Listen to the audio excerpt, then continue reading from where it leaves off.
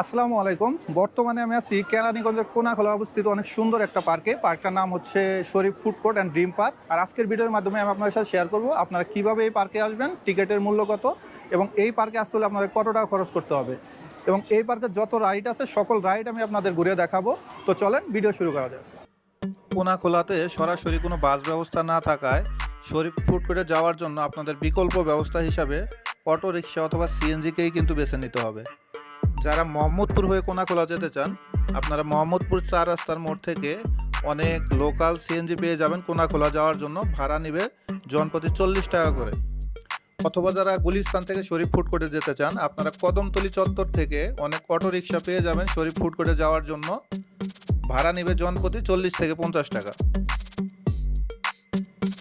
এখন আমি আছি কেরানীগঞ্জের কোনাখোলা মোড়ে। আমার সামনে হচ্ছে কোনাখোলা মোড়। যারা গুলিস্তান থেকে আসবেন বা কদমতলী থেকে আসবেন আপনাদের এই মোড়ে নামিয়ে দেবে।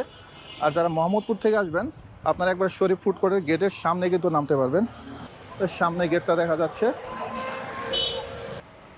এটাই হচ্ছে মেন গেট।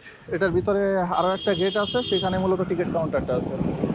আচ্ছা, গেটের ভিতরে প্রবেশ করার সাথে সাথে যেখানে মোটর সাইকেল পার্কিংয়ের ব্যবস্থা আছে, এই দিকটাতে মোটর সাইকেল পার্কিং করতে পারবেন। আর কার পার্কিংয়ের গেটটা হচ্ছে সামনে। শরীফ ফুড কোর্টে আমি যখন গতবার আসছিলাম তখনও কিন্তু এন্ট্রি ফি লাগতো না। এখন এন্ট্রি ফি লাগে। প্রবেশ মূল্য হচ্ছে জনপ্রতি 50 টাকা করে। আর এই জায়গায় রাইডের মূল্য তালিকাটা দেওয়া আছে, আপনারা এখান থেকে ওইটা দেখে নিতে পারেন। ভিতরেও প্রত্যেকটা কাউন্টারে মূল্য তালিকাগুলো দেওয়া আছে, ওইগুলো আপনারা দেখে নিতে পারবেন। আপনার চাইলে প্যাকেজটা একবার দেখে নিতে পারেন। আমরা ভিতরে ঢোকার জন্য টিকিট কেটে নিলাম মাত্র। একটা প্যাকেজ নিছি 700 টাকা, যেটার সাথে 10টা রাইড ফ্রি আছে, ছোট বড় মিলে আর কি। তো এখন আমরা ভিতরে প্রবেশ করব।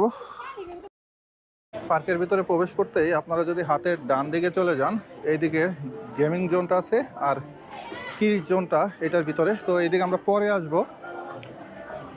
আগে আমরা সামনের দিকে যাই।